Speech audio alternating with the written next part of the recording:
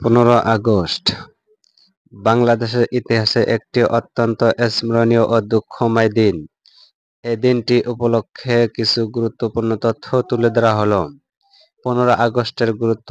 বাংলাদেশ 1 নম্বর জাতীয় শোক দিবস। 15 আগস্টে প্রতি বছর বাংলাদেশে জাতীয় শোক দিবস পালিত হয়। এটি বাংলাদেশের প্রতিষ্ঠাতা বঙ্গবন্ধু শেখ মুজিবুর রহমান ও তার পরিবারের নির্মম হত্যা স্মরণে পালন করা হয়। 1975 সালের এই দিনে মধ্য সারির কিছু সেনা সদস্য একটি সামরিক অভ্যুত্থান পরিচালনা করে। সেই রাতে ঢাকা শহরের ধানমন্ডি 32 নভেম্বরে বঙ্গবন্ধুর বাসভবনে প্রবেশ করে। বঙ্গবন্ধু, তার স্ত্রী ফজিলাতুন্নেছা, ছেলে শেখ কামাল, শেখ জামাল, ছোট ছেলে শেখ রাসেল এবং অন্যান্য পরিবারের সদস্য ও নিরাপত্তা কর্মী সহ প্রায় 26 জনকে নির্মমভাবে হত্যা করা হয়।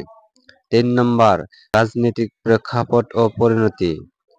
ঘটনার পরপরই খন্দকার মোশতাক আহমেদ রাষ্ট্রপতি ঘোষণা করে সামরিক শাসন বাস্তবায়ন করে। এটি মূলত একদলীয় সমাজতান্ত্রিক ব্যবস্থা থেকে সামরিক শাসনে পরিবর্তনের ইঙ্গিত ছিল।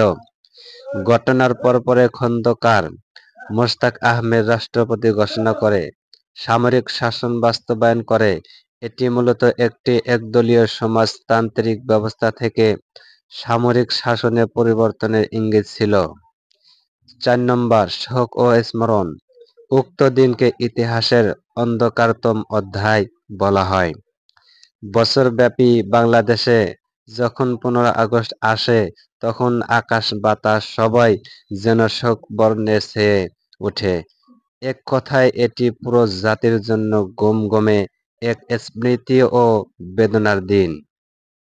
সংক্ষিপ্ত তথ্য সারণীয় বিষয় কি হয়েছে? বঙ্গবন্ধু শেখ মুজিবুর রহমান ও পরিবারের সদস্যদের হত্যা ও সামরিক অভ্যুত্থান।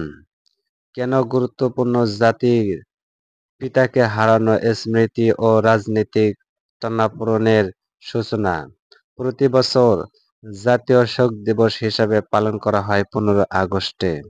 প্রিয় দিনী ভাই ও বোনেরা আমার, এরকম গুরুত্বপূর্ণ ভিডিও পেতে চাইলে আপনারা অবশ্যই আমার এই চ্যানেলটি সাবস্ক্রাইব করে আমার পাশে থাকবেন। আপনারা সবাই ভালো থাকবেন, সুস্থ থাকবেন। আসসালামু আলাইকুম।